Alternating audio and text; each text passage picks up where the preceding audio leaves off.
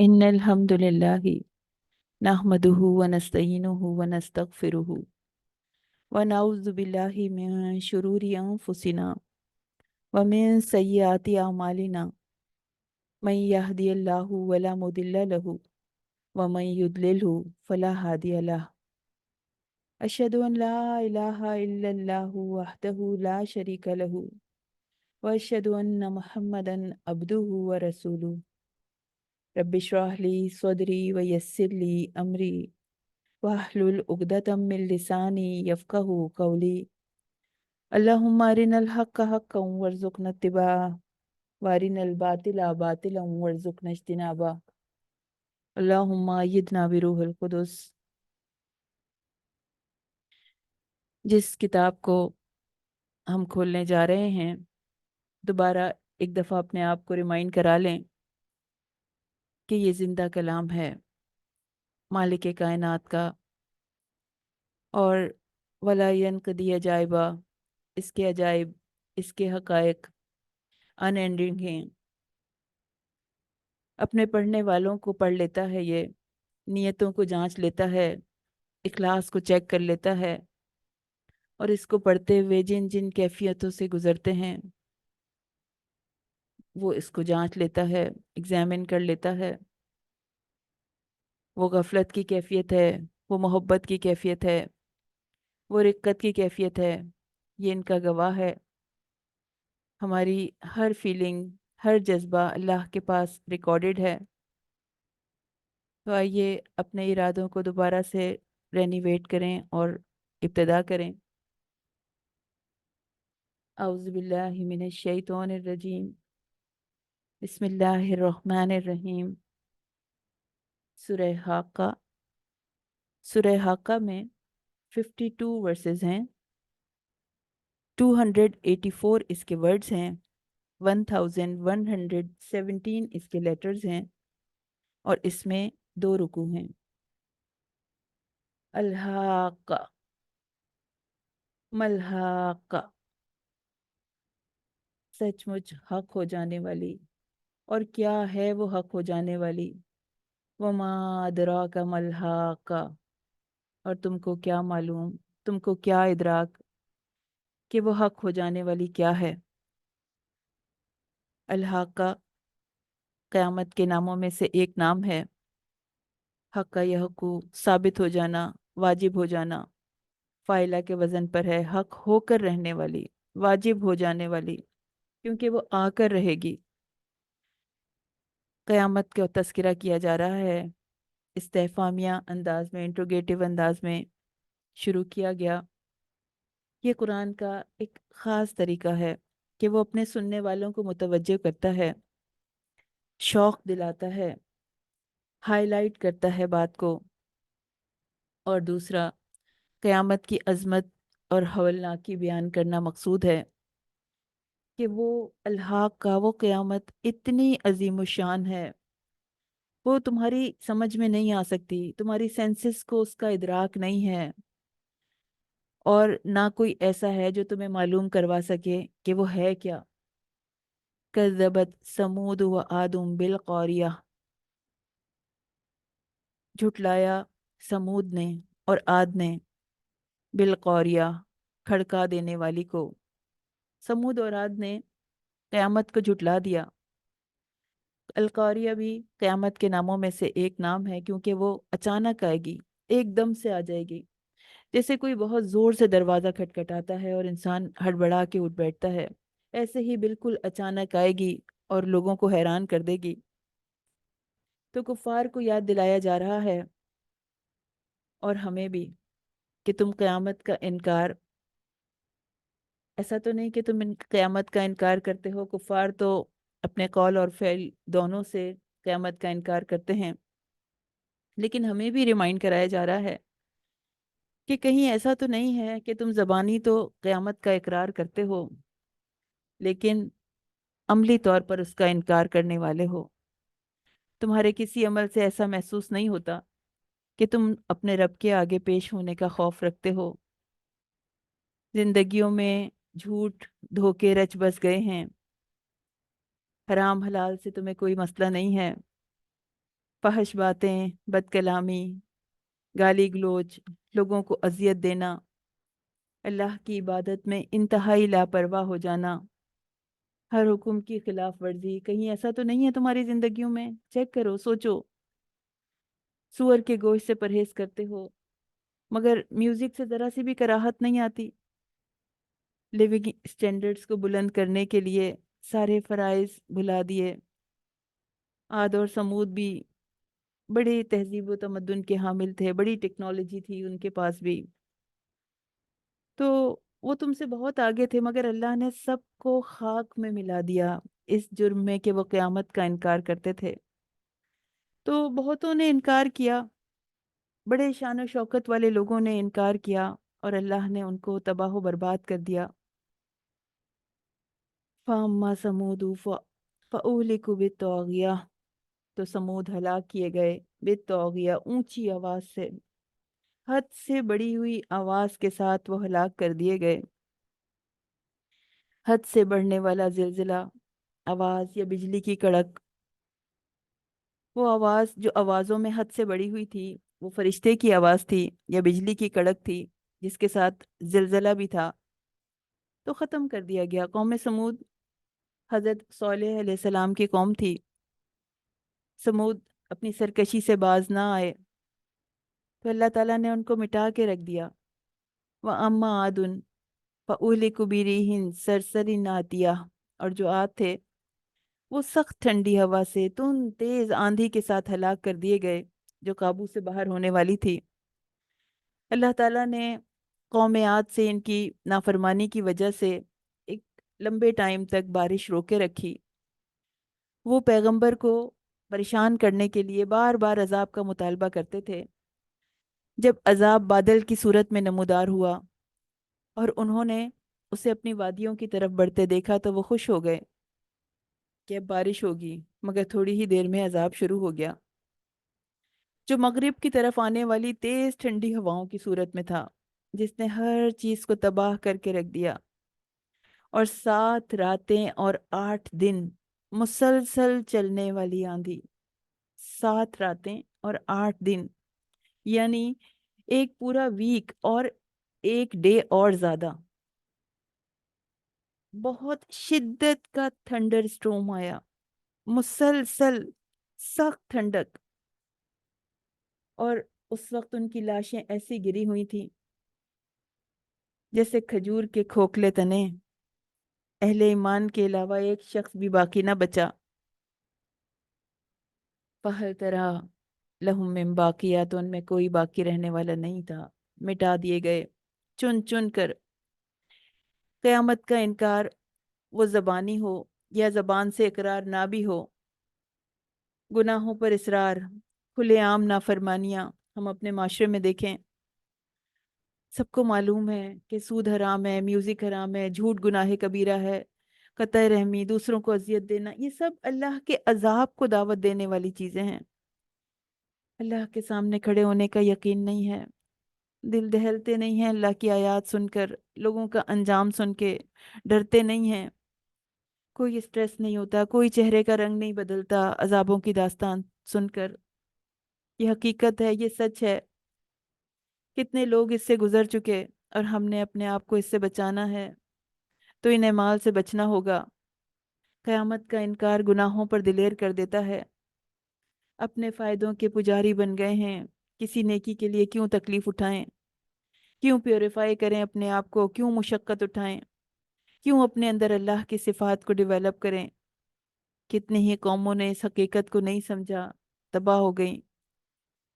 फ़इज़ा नुफ़िख़ फ़िस्सूरी नफ़ख़तुन वाहिदा, जब सूर में अचानक फूंक मारी जाएगी, जमीन और पहाड़ दोनों उठा लिए जाएंगे। दफतन, चश्मे जदन में, 1 सेकंड में कयामत बर्पा कर दी जाएगी, और अल्लाह के लिए कोई मुश्किल काम नहीं है।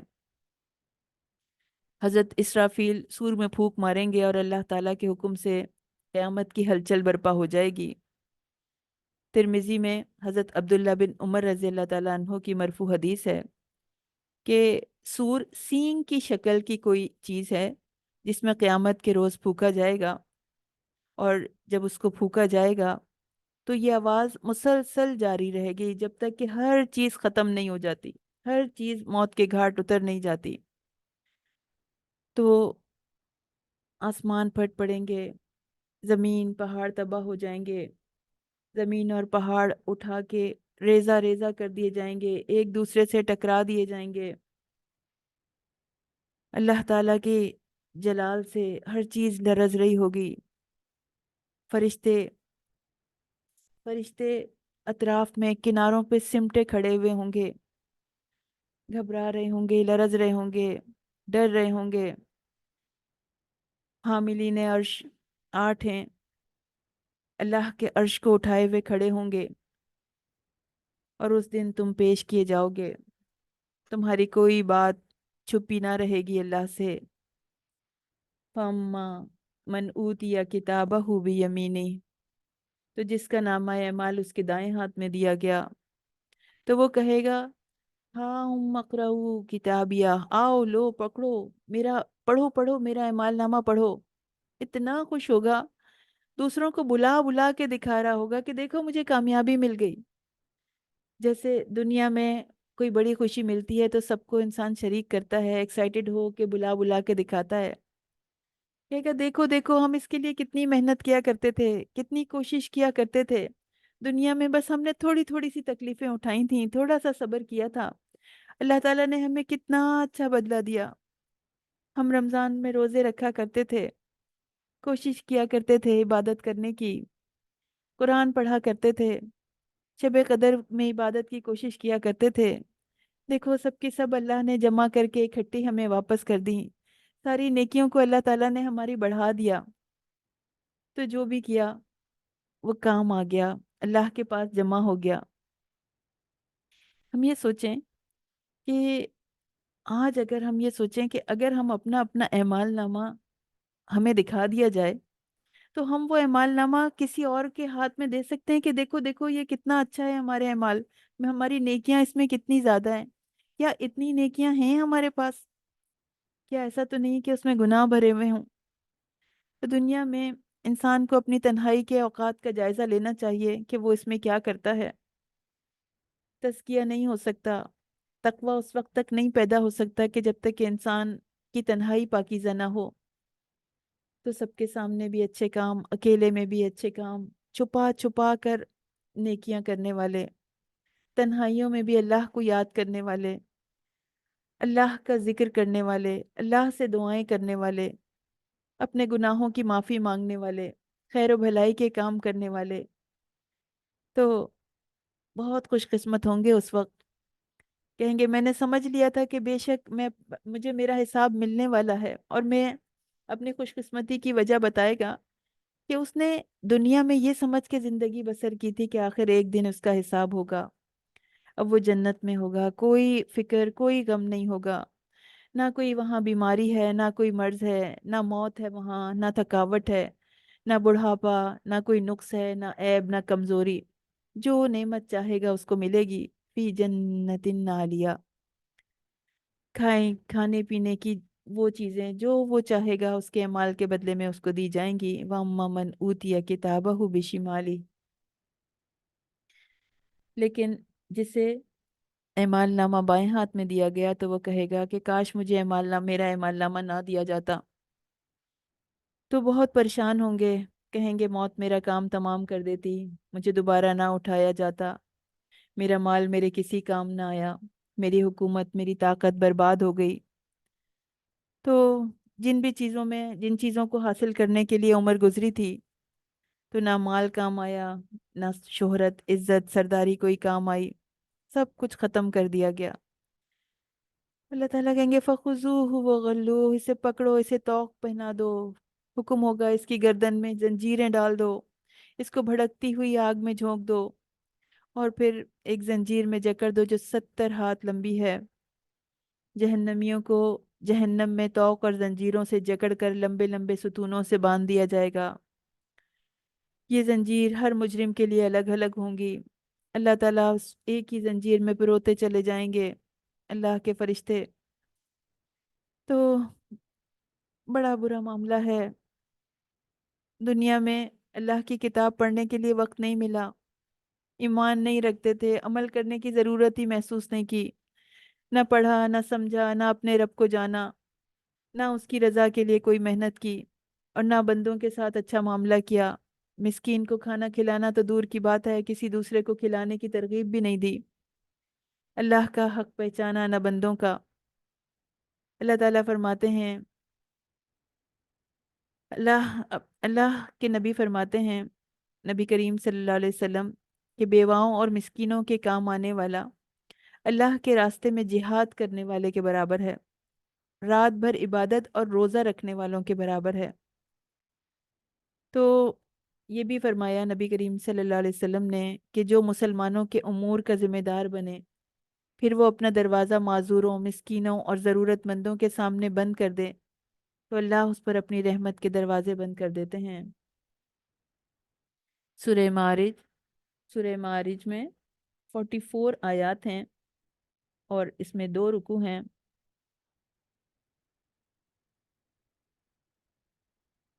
سأل سائل بعذاب واقع، ایک سوال کرنے والے نے اس عذاب کے متعلق سوال کیا ہے جو واقع ہونے والا ہے۔ اللہ تعالیٰ نے فرمایا، پوچھنے والا پوچھتا ہے کہ عذاب کب آئے گا، مانگنے والا مطالبہ کرتا ہے کہ عذاب لے آؤ۔ کافروں کو چونکہ عذاب پہ یقین نہیں ہے تو بار بار پیغمبروں کو کہتے تھے کہ آتا کیوں نہیں ہے عذاب، آتا کیوں نہیں ہے۔ سورہ معارج، اس میں قیامت کے دن کا ذکر کیا گیا ہے۔ 50,000 برس کی ہوگی، اتنی لمبی، 50,000 برس گزر کے نہیں دیں گے۔ کفار کہیں گے ھذا یوم نصیر، بہت سخت دن ہے یہ، اور اتنی طوالت 50,000 سال، اور اتنی مشکل، اتنے سخت حالات میں، اور وہی دن مومنوں کے لیے بس تھوڑے سے ٹائم کے برابر ہوگا۔ تو وہ دن ایسا ہوگا کہ مجرم کی خواہش ہوگی کہ اپنے آپ کو چھڑوانے کے لیے اپنے بیٹے یا اپنی بیوی یا اپنے بھائی کو پیش کر دے، یا زمین میں جو کچھ ہے اس کو بطور فدیے کے دے دے۔ اس دن جو لوگ عذاب سے بچیں گے ان کے بھی اوصاف ذکر کیے گئے ہیں کہ وہ لوگ پاک دامنی کا تحفظ کرنے والے ہوں گے، امانتوں کے اور وعدوں کے پاسدار ہوں گے، حق کی گواہی دینے والے ہوں گے، نمازوں کی حفاظت کرنے والے ہوں گے۔ اور اس صورت میں مشرقوں اور مغربوں کے خالق کی قسم کھا کر کہا گیا کہ بے شک ہم قدرت رکھتے ہیں برے لوگوں کو تبدیل کر کے ان کی جگہ اچھے لوگ لے آئیں، اور ہم عاجز نہیں ہیں، ہم عاجز نہیں ہیں ان کے سامنے کہ وہ دن لے آئیں جن کا اس سے وعدہ کیا جاتا ہے۔ اور اس دن وہ قبروں سے نکل کر اس طرح دوڑیں گے جیسے شکاری شکار کے جال کی طرف دوڑتے ہیں، اور ان کی آنکھیں جھکی ہوئی ہوں گی اور ان پر ذلت چھا رہی ہوگی۔ سورہ نوح، سورہ نوح میں 28 آیات ہیں، 263 اس کے ورڈز ہیں، 954 اس کے لیٹرز ہیں، اور اس میں 2 رکوع ہیں۔ حضرت نوح علیہ السلام کا تذکرہ قرآن کریم میں 43 ٹائمز آیا ہے۔ ان کو آدم ثانی یا آدم اصغر بھی کہا جاتا ہے۔ ان کی عمر مبارک 1050 سال تھی، اور آپ نے اپنی عمر کے 950 ایئرز، 950 سال تبلیغ میں صرف کیے، اللہ کے دین کو پھیلانے کے لیے صرف کیے۔ 950 سال، یعنی 50 سال اگر آپ کم کر دیں تو 1000 سال جو ہے وہ انہوں نے تبلیغ کی، اتنا لمبا عرصہ۔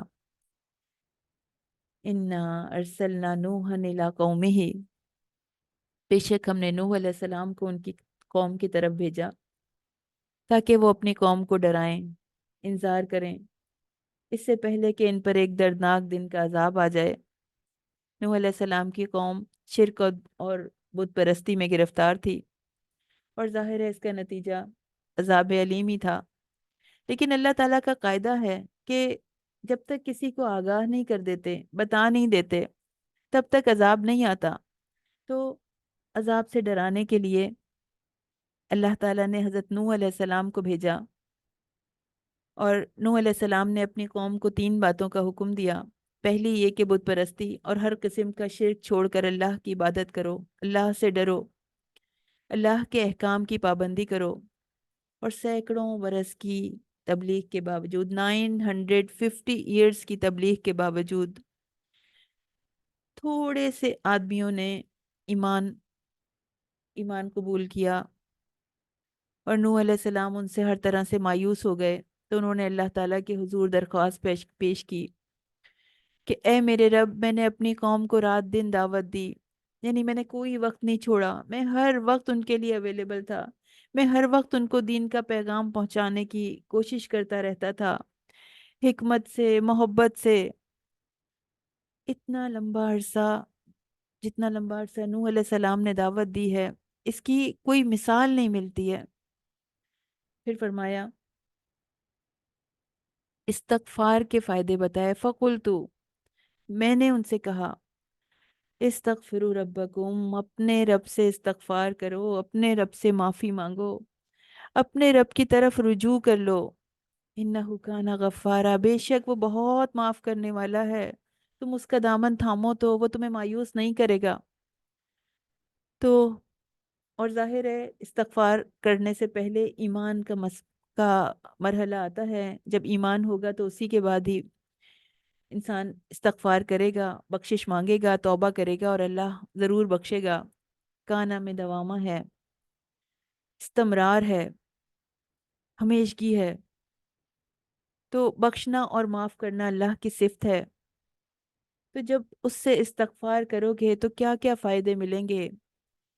یرسل السماء علیکم مدرارا، تم پر برستی ہوئی بارشیں اتارے گا، تم بخشش مانگو گے تو بے شمار نعمتیں تم پر برسائے گا، موسلادھار بارشیں ہوں گی، ترقی ہوگی، فصلیں اگیں گی، اور قسم قسم کے مالوں کے ساتھ تمہاری مدد کرے گا، بیٹوں کے ساتھ تمہاری مدد کرے گا، نہریں جاری کر دے گا، باغات بنا دے گا، باغات عطا کر دے گا۔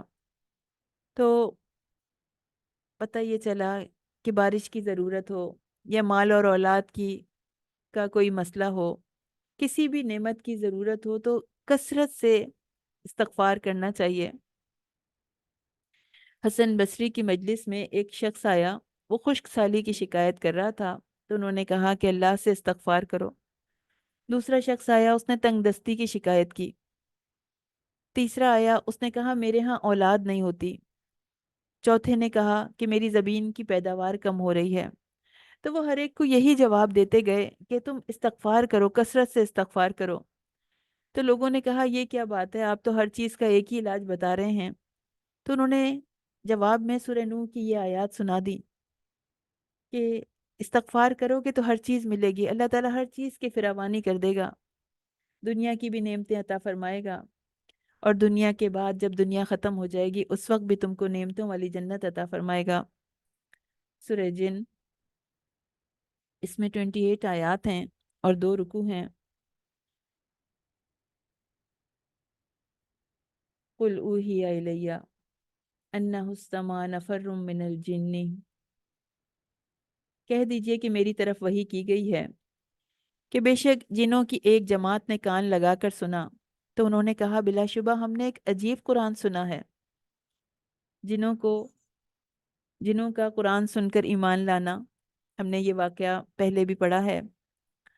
تو آپ صلی اللہ علیہ وسلم کو جنوں کی ساری گفتگو وحی الہی کے ذریعے سے معلوم ہوئی۔ ابن عباس رضی اللہ تعالیٰ عنہ فرماتے ہیں، مسلم میں یہ حدیث ہے، 339 اس کا نمبر ہے، کہ رسول اللہ صلی اللہ علیہ وسلم نے نہ جنوں کے سامنے قرآن پڑھا اور نہ انہیں دیکھا، یعنی جس وقت آپ وادی نخلا میں تھے اس وقت کی بات ہو رہی ہے۔ تو انہوں نے اس موقع پر جنہوں نے قرآن سنا، اور اس کے بعد کئی دفعہ نبی کریم صلی اللہ علیہ وسلم نے جنوں سے ملاقات کی، آپ نے انہیں قرآن پڑھ کے سنایا۔ صحیح مسلم میں حدیث ہے عبداللہ بن مسعود رضی اللہ تعالی عنہ سے، جس کا خلاصہ یہ ہے کہ ایک رات رسول اللہ صلی اللہ علیہ وسلم غائب رہے، تو صحابہ نے وہ رات بڑی پریشانی کی حالت میں گزاری، وہ تلاش کرتے رہے تو آپ ملے نہیں۔ پھر جب آپ آ رہے تھے تو آپ ہرا کی طرف سے آ رہے تھے، تو جب آپ سے پوچھا گیا تو آپ نے بتایا کہ میرے پاس جنوں کو یعنی کا دعوت دینے والا ایک آیا تھا، ایک دائی، تو وہ میں اس کے ساتھ گیا اور میں نے انہیں قرآن پڑھ کے سنایا، پھر آپ ہمیں لے گئے اور ہمیں ان کے نشانات دکھائے۔ اس سے یہ بھی پتہ چلا کہ جن جو ہیں وہ زبانیں جانتے ہیں جو انسانوں میں بولی جاتی ہیں، اور عربی زبان کے تو بہت بلاغت کے ساتھ اس کی باریکیوں کو سمجھتے ہوئے اس کو جانتے ہیں، کیونکہ انہوں نے کہا تھا کہ قرآن کو بہت عجیب، بہت خوبصورت قرار دیا اور فوراً اس پر ایمان لے آئے۔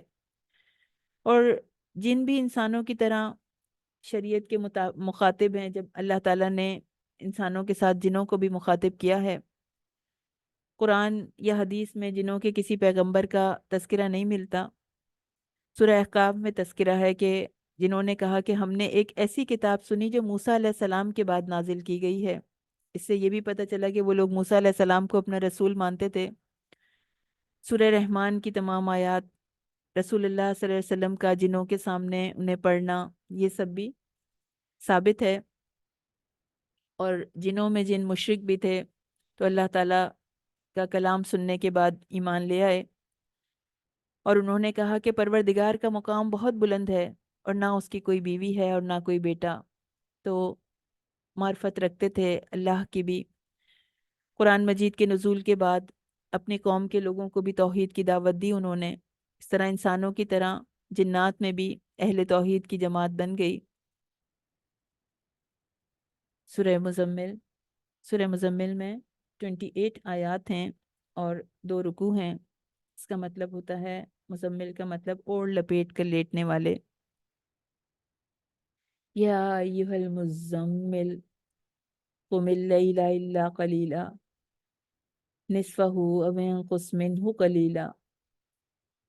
اور اے محمد صلی اللہ علیہ وسلم، جو کپڑے میں لپٹ رہے ہیں، رات کو قیام کیا کیجئے مگر تھوڑی سی رات، یا آدھی رات، یا اس سے کچھ کم یا کچھ زیادہ، اور قرآن کو ٹھہر ٹھہر کے پڑھا کیجئے، رات کا تھوڑا سا حصہ چھوڑ کر۔ جس حصے کا قیام کرنا ہے وہ کتنی ہونی چاہیے؟ فرمایا رات کا نصف رات قیام کر لیجئے، آدھی رات یا اس سے کچھ کم۔ اس صورت کی آخری آیت میں ہے کہ صحابہ اور رسول اللہ صلی اللہ علیہ وسلم ان آیات کے نزول کے بعد رات کی 2/3 کے قریب، نصف رات کے قریب یا 1/3 کے قریب قیام کرتے تھے۔ رسول اللہ صلی اللہ علیہ وسلم نے قیام اللیل کیا، اور قیام اللیل کا ہمیں بھی حکم دیا، تاکید فرمائی۔ تہجد، وتر، قیام رمضان، تراوی، یہ سب قیام اللیل ہی کے نام ہیں۔ ابو ہریرہ رضی اللہ تعالیٰ عنہ سے روایت ہے کہ رسول اللہ صلی اللہ علیہ وسلم نے فرمایا کہ فرض نماز کے بعد سب سے افضل ترین نماز یہ تہجد کی نماز ہے۔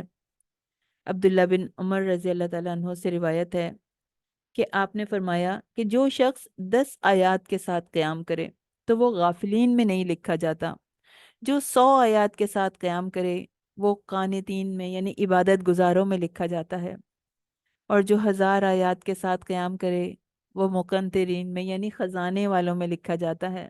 اللہ ہمیں توفیق عطا فرما دے، ہم زیادہ سے زیادہ قرآن یاد کریں اور تہجد میں اس کو پڑھیں، ایسے پڑھیں کہ وہ ہمیں سمجھ میں آ رہا ہو، وہ ہمارے دل میں اتر رہا ہو، تو ایک الگ ہی کیفیت ہے۔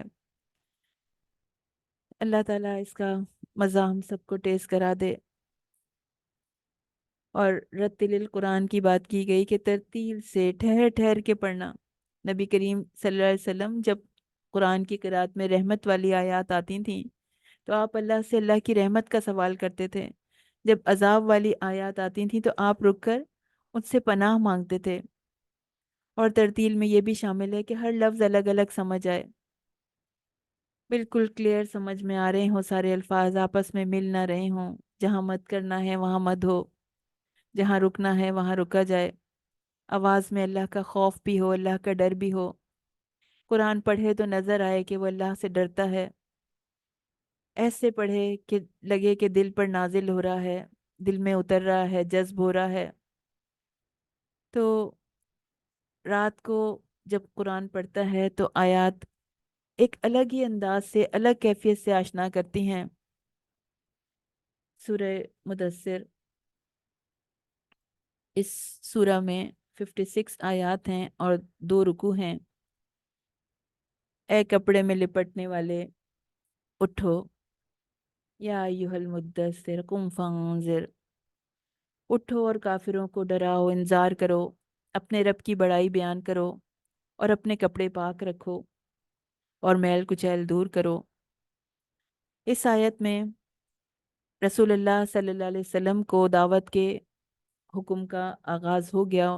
ان کے لیے وحی کے احکام، لوگوں کو نصیحت کرنے اور ڈرانے کا حکم دے دیا گیا۔ لوگوں کو بتاؤ، سمجھاؤ، ان کو اس حقیقت سے روشناس کراؤ، ان کو آگ کے گڑھے میں گرنے سے بچا لو۔ تو آپ صلی اللہ علیہ وسلم کو وہ اوصاف اختیار کرنے کا حکم دیا گیا جو کہ دائی کے لیے ضروری ہیں۔ ان میں پہلی چیز سستی اور غفلت چھوڑ کر ہمت باندھ لو، اور اس نیت سے احسان نہ کیجیے کہ اس سے زیادہ کے طلبگار ہوں، اور اپنے رب کے لیے صبر کیجیے۔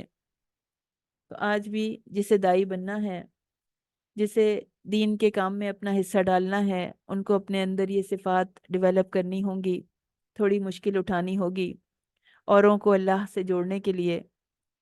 پھر اس سورہ میں سور پھونکنے اور قیامت کے مناظر کا ذکر آیا ہے، اور اس کے ساتھ ساتھ دنیاوی آسائشوں کے بعد انجام بد کا بھی ذکر کیا گیا کہ جو ایسی آسائشوں میں پڑتے ہیں، صرف دنیا ہی دنیا، تو پھر انجام بھی برا ہی ہوتا ہے۔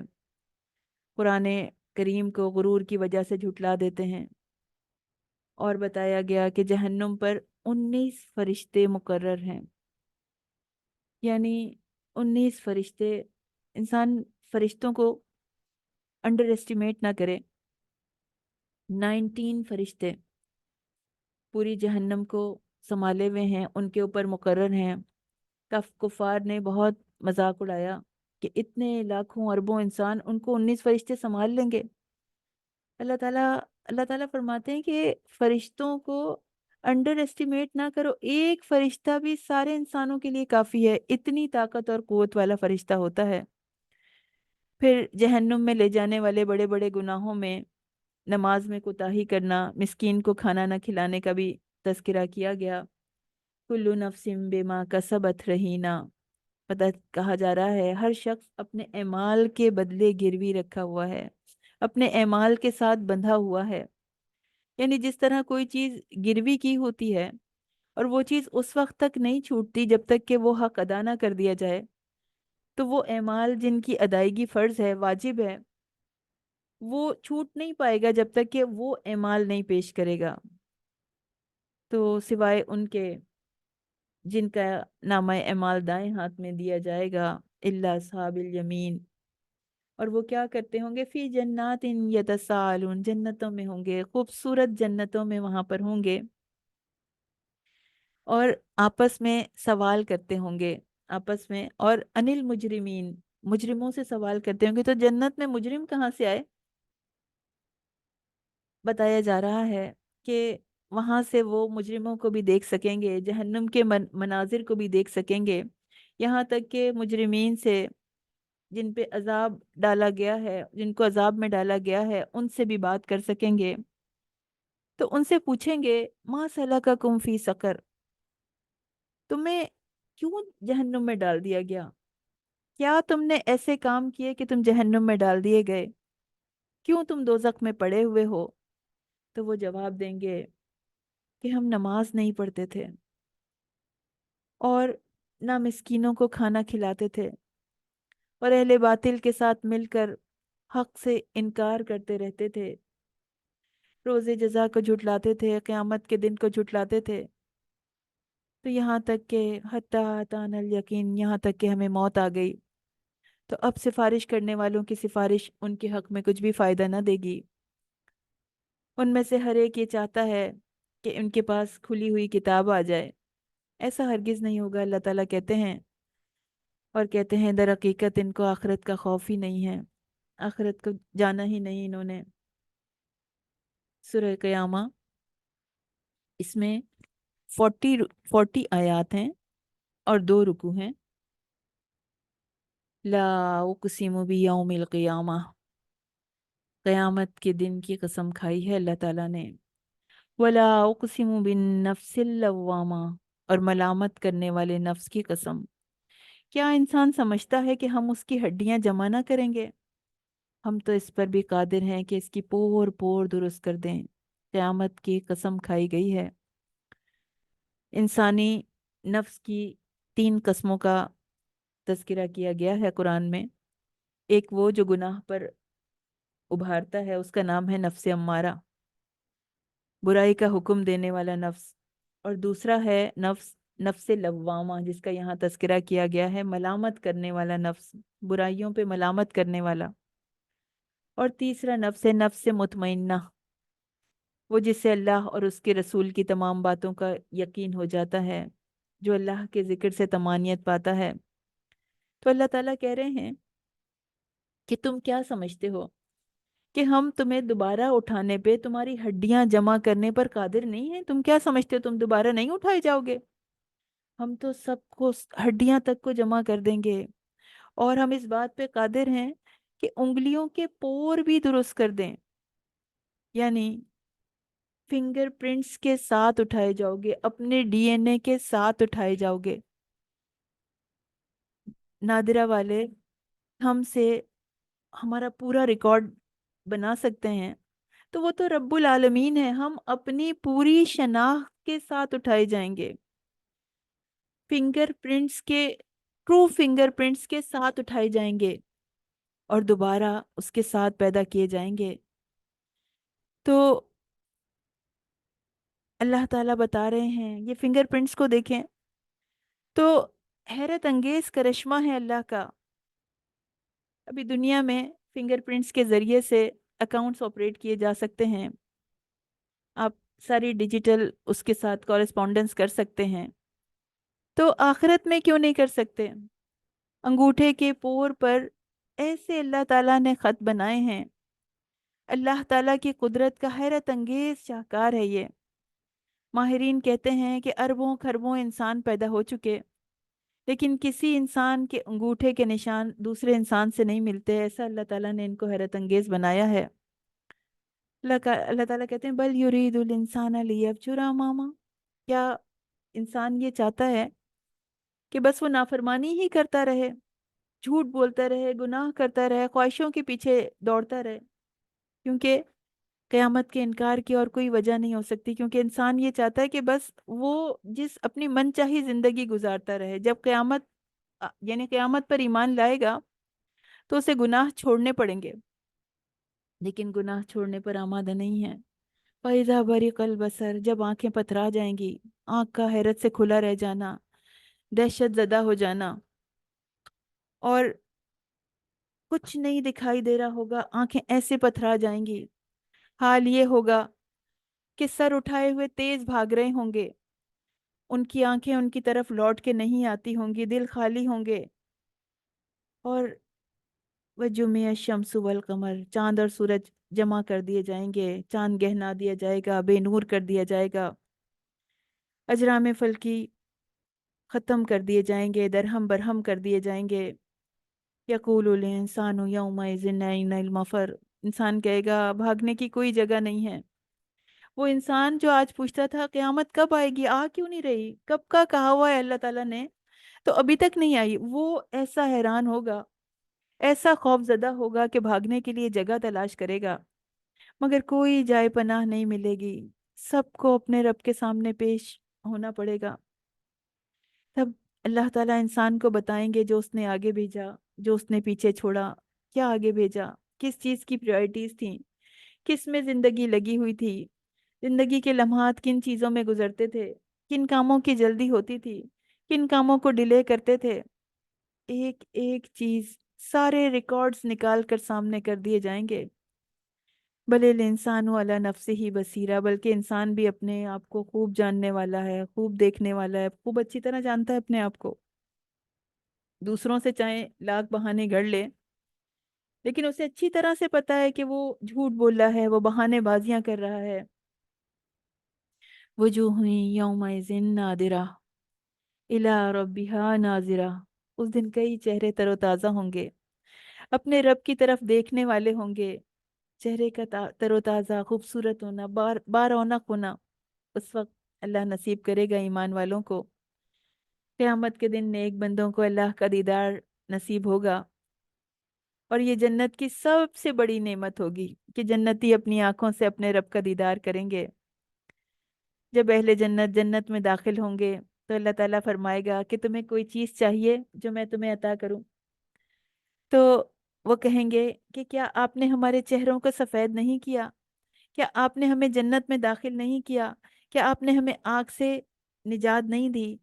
تو وہ کہے اللہ تعالیٰ پھر اپنے چہرے سے پردہ ہٹا دیں گے، تو انہیں کوئی بھی چیز نہیں ایسی دی گئی ہوگی جو اپنے رب کو دیکھنے سے زیادہ پیاری ہوگی، اتنا ہی پیاری وہ ساتھ ہوگی۔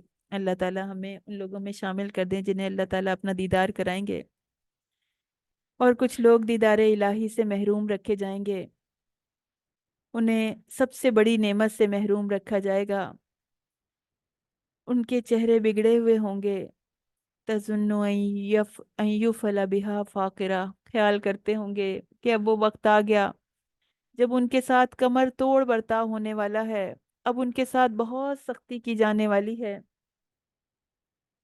کلا اذا بلغت التراقی، دیکھو جب جان گلے تک پہنچ جائے گی، اور وکیل من راق، وہ لوگ کہیں گے کوئی جھاڑ پھونک کرنے والا ہے، اور وہ سمجھ لیں گے وَظَنَّ أَنَّهُ الْفِرَاقُ، اب سمجھ لیں گے کہ جدائی کا وقت آ گیا ہے، اور پنڈلی سے پنڈلی لپٹ جائے گی، اور اس دن تجھ کو اپنے پروردگار کی طرف چلنا ہے۔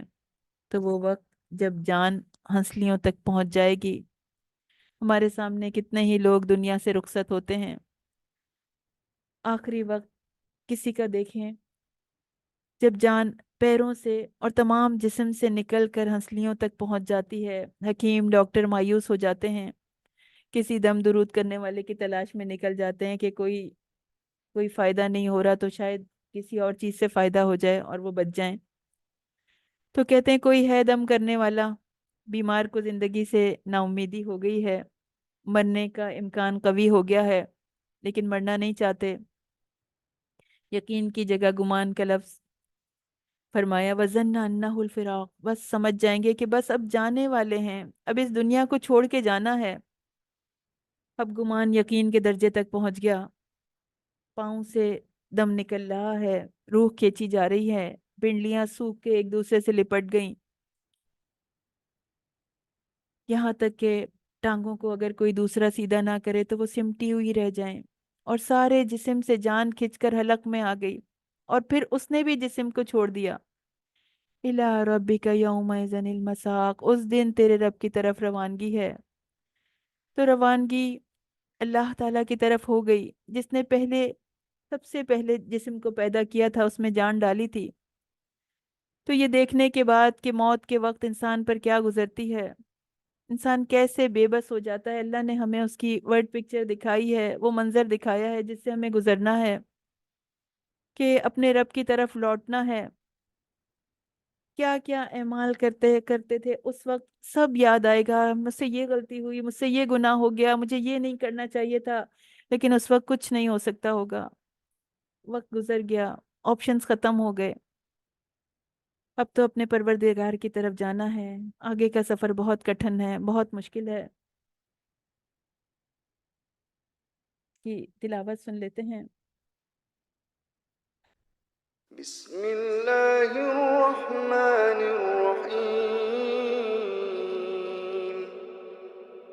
لا اقسم بیوم القیامہ ولا اقسم بالنفس اللوامہ ایحسب الانسان ان لن نجمع عظامہ بلى قادرين على أن نسوي بنانه بل يريد الإنسان ليفجر أمامه يسأل أيان يوم القيامة فإذا برق البصر وخسف القمر وجمع الشمس والقمر يقول الإنسان يومئذ أين المفر كلا لا وزر إلى ربك يومئذ المستقر ينبأ الإنسان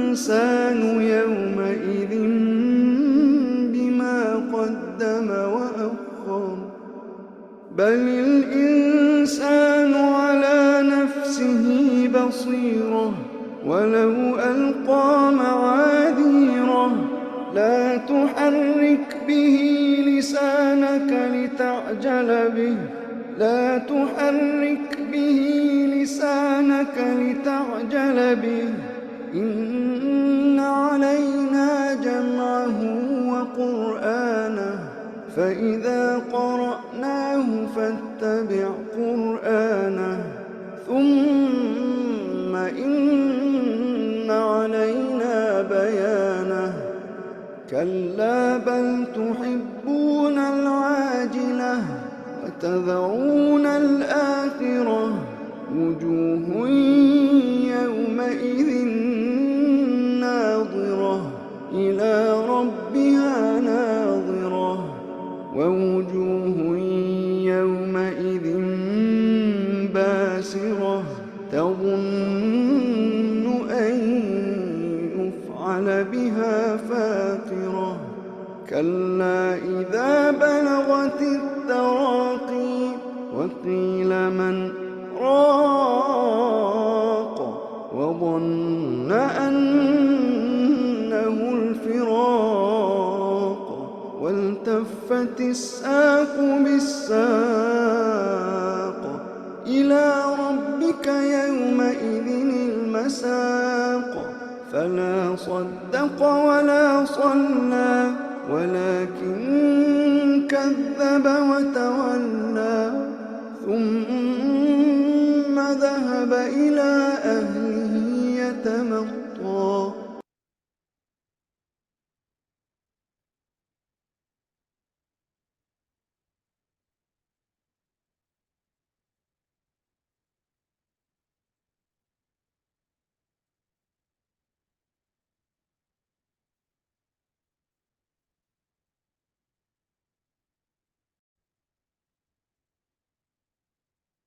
سورہ طہر، اس کو سورہ انسان بھی کہا جاتا ہے۔ اس میں 31 آیات ہیں اور 2 رکوع ہیں۔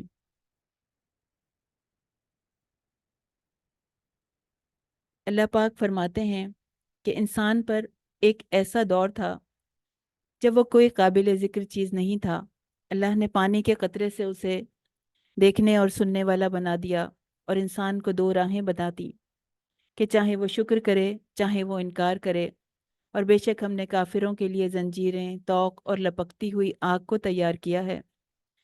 نیک لوگ جنت میں جائیں گے جہاں ان کو ان گنت نعمتیں حاصل ہوں گی۔ اور یہ بھی اس صورت میں تذکرہ آتا ہے کہ ہم نے آپ پر قرآن کو آہستہ آہستہ نازل کیا، آپ صبر کیجئے اور صبح شام اپنے رب کا ذکر کیجئے، اور ان کے توسط سے ہمیں بھی ذکر کرنے کی ترغیب دی جا رہی ہے۔ رات کو بڑی دیر تک اس کے آگے سجدے کیجئے۔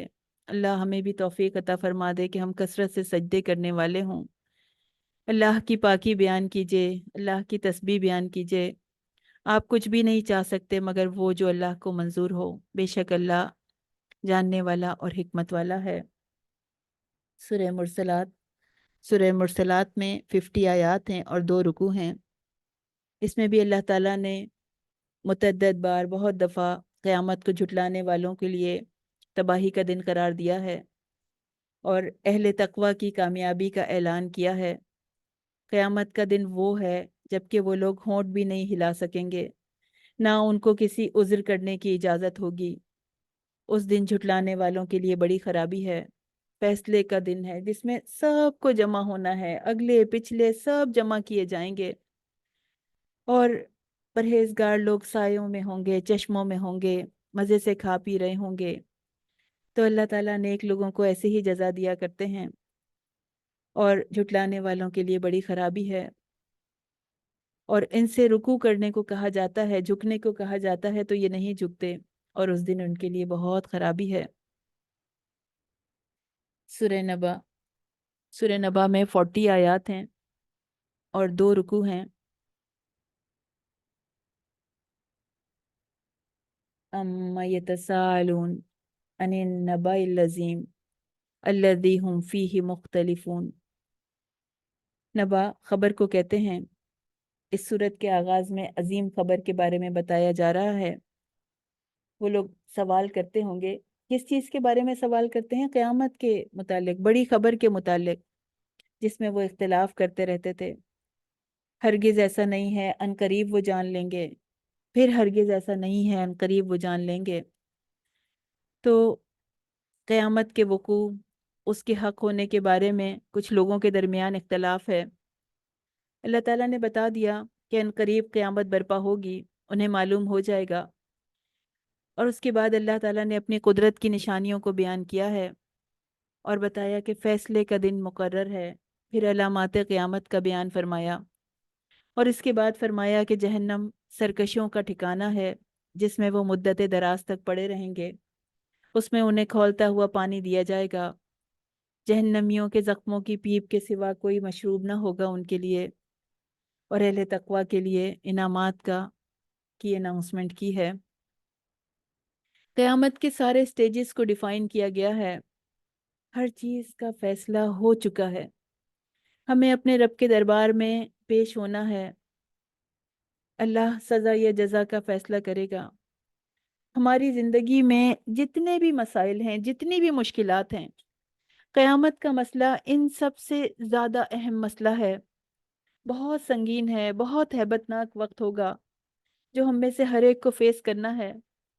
جو اللہ کی آیات پر یقین کرے گا تو وہ ہر چیز کو چھوڑ کر اس وقت کی تیاری کرنے والا ہوگا۔ اللہ تعالی ہمیں اس وقت کی تیاری کرنے والا بنا دے۔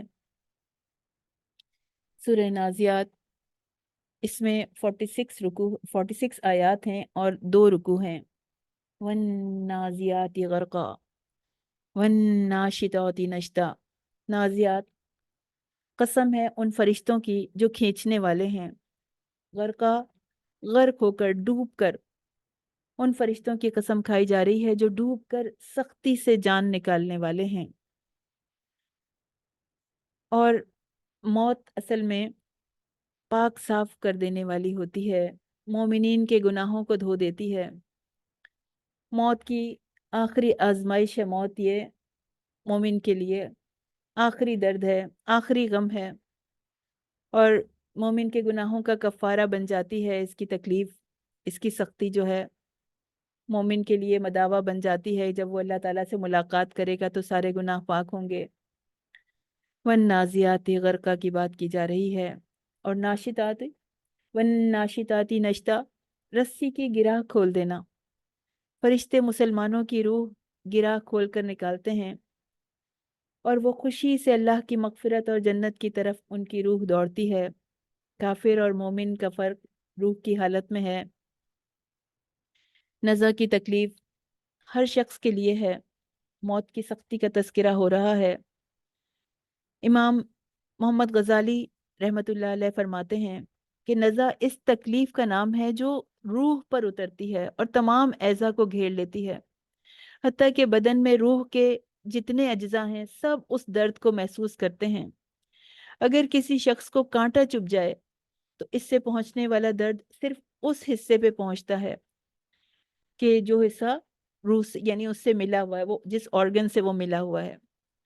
لیکن یہ وہ تکلیف ہوگی کہ تمام یعنی پورے گوشت کے تمام اجزاء پہ پھیلی ہوئی ہوگی، روح کے اجزاء اس تکلیف کو محسوس کر رہے ہوں گے۔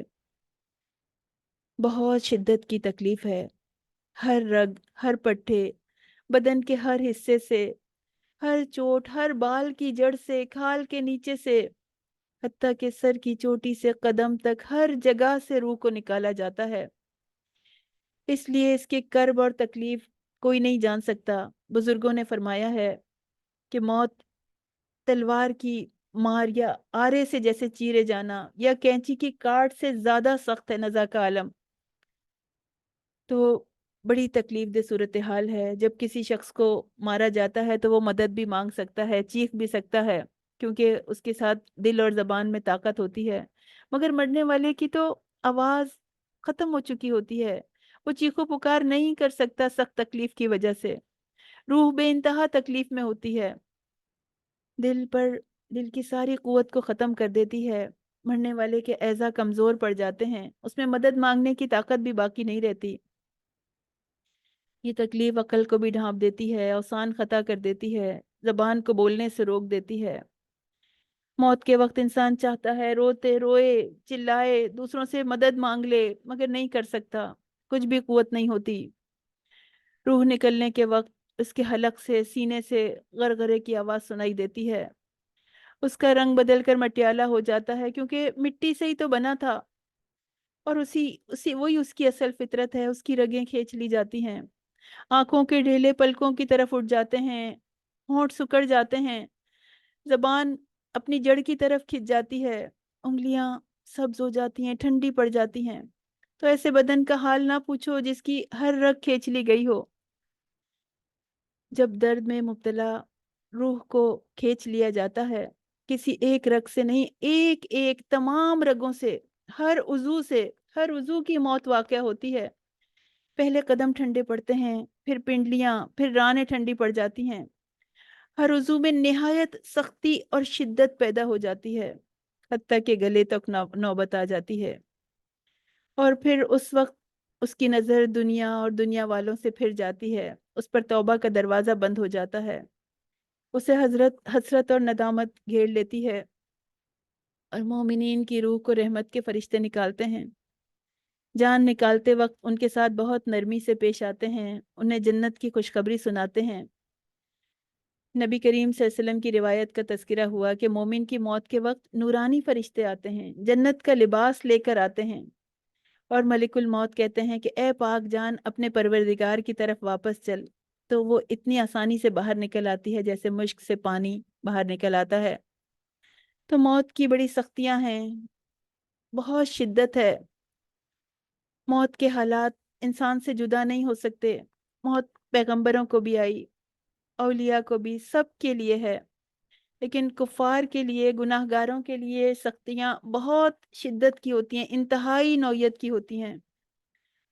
تو فرشتوں کو یہ ذمہ داری دی گئی، والسابحات سبحہ سے وہ فرشتے مراد ہیں جو احکام الہی کی تعمیل کرتے ہیں، رواں دواں رہتے ہیں، فضا میں تیرتے ہیں۔ فالسابقات سبقہ سے وہ فرشتے مراد لیے گئے ہیں جو حکم الہی کا اشارہ پاتے ہیں، اس کی تعمیل کے لیے فوراً دوڑ پڑتے ہیں۔ والمدبرات امرا، جن کے ہاتھوں میں دنیا کا سارا نظام اللہ تعالیٰ کے حکم کے مطابق چل رہا ہوتا ہے۔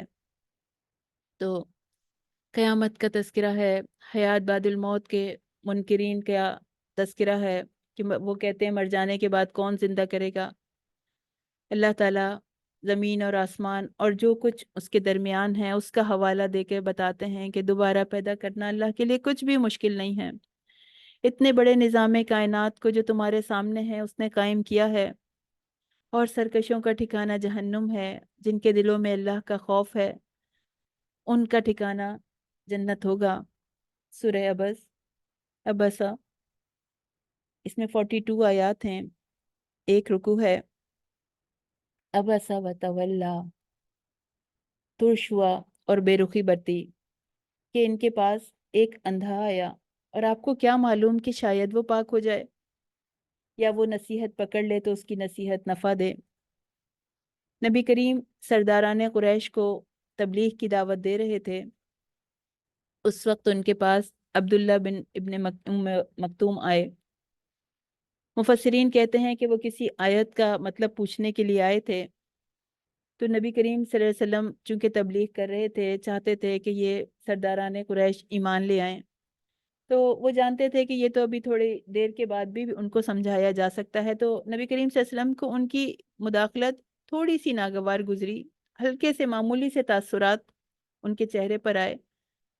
تو عبداللہ بن مکتوم تو نہیں دیکھ سکے، مگر اللہ تعالیٰ نے دیکھ لیے۔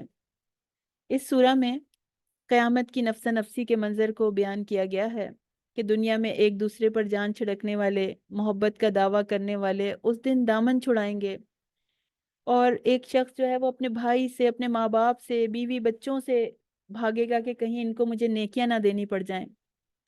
انسان ذرا ایسے وقت کا تصور کرے کہ جب وہ لوگ جن کے خاطر انسان دنیا میں یہاں پہ گناہ کرتا ہے، وہ اس وقت جان چھڑانے والے ہوں گے، ایک نیکی بھی کوئی کسی سے شیئر کرنے کے لیے تیار نہ ہوگا کہ کہیں اس کے بدلے میں ہمیں جہنم کو نہ بھگتنا پڑ جائے۔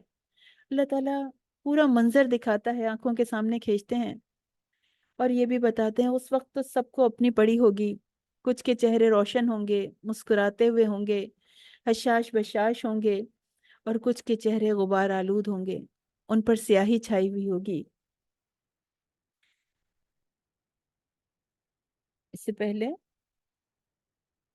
सूरह तकवीर है। सूरह तकवीर में आयत 29 आयात हैं और एक रुकू है। इसमें अलामात क़यामत का जिक्र है कि सूरज की बसाते नूर लपेट ली जाएगी, उसकी रोशनी ख़त्म कर दी जाएगी, सितारे झड़ जाएंगे, पहाड़ चलाए जाएंगे, 10 माह की हामिला ऊँटनियाँ बेकार छोड़ दी जाएंगी, दुनिया की मालो दौलत की कदर ख़त्म हो जाएगी, वहशी जानवर जमा होंगे, समंदर भड़काए जाएंगे, जानें जिस्मों से मिला दी जाएंगी, अल्लाह ताला दोबारा जिस्मों को जिंदा करेंगे और एमाल के सहीफे फैला दिए जाएंगे, दोज़ख को भड़काया जाएगा, जन्नत करीब कर दी जाएगी। उस वक्त हर शख्स जान लेगा कि उसने लिए आखिरत के लिए, अपनी आखिरत के लिए क्या जमा किया है। सूरह इन्फितार, इसमें 19 आयात हैं और एक रुकू है। इस सूरत में भी दूसरी सूरतों की तरह आसार क़यामत को बताया गया है, अहवाल क़यामत बयान किए गए हैं और अल्लाह ताला फरमा रहे हैं कि हर बंदे के नामा एमाल को लिखने के लिए अल्लाह ताला ने फरिश्ते मुकर्रर कर रखे हैं, जिन्हें किरामन कातिबीन कहा जाता है, मुअज़्ज़िज़ लिखने वाले होंगे। और बंदा जो भी अमल करता है वो जानते हैं, उसको लिखते हैं। और पिछले दिनों में हमारी प्रैक्टिस रही है कि हम आखिर में इम्पोर्टेंट पॉइंट्स को डिस्कस करते थे।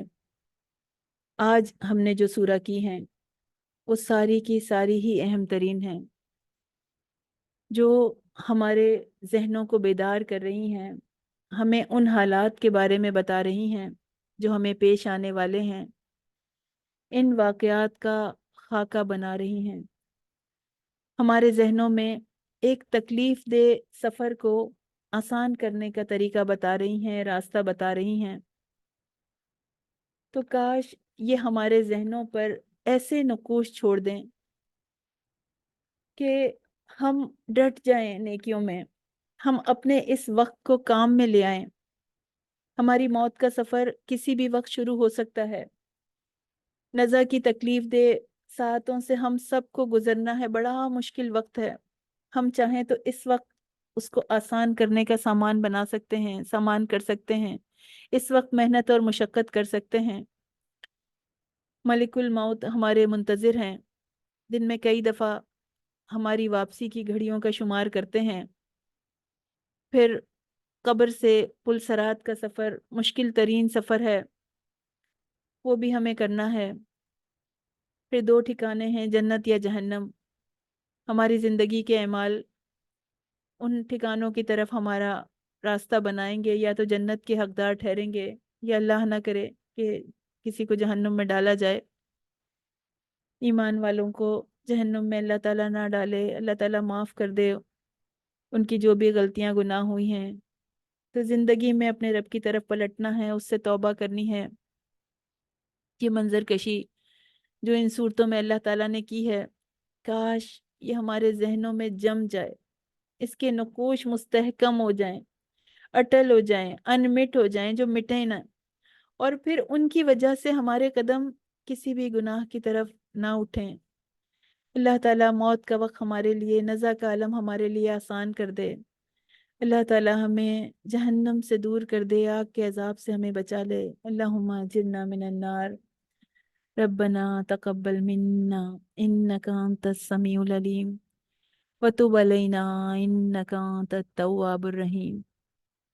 सुब्हान रब्बिका रब्बिल इज़्ज़ति अम्मा यसिफून व सलामुन अलल मुरसलीन वल्हम्दुलिल्लाहि रब्बिल आलमीन। अस्सलामु अलैकुम व रहमतुल्लाहि व बरकातुहू।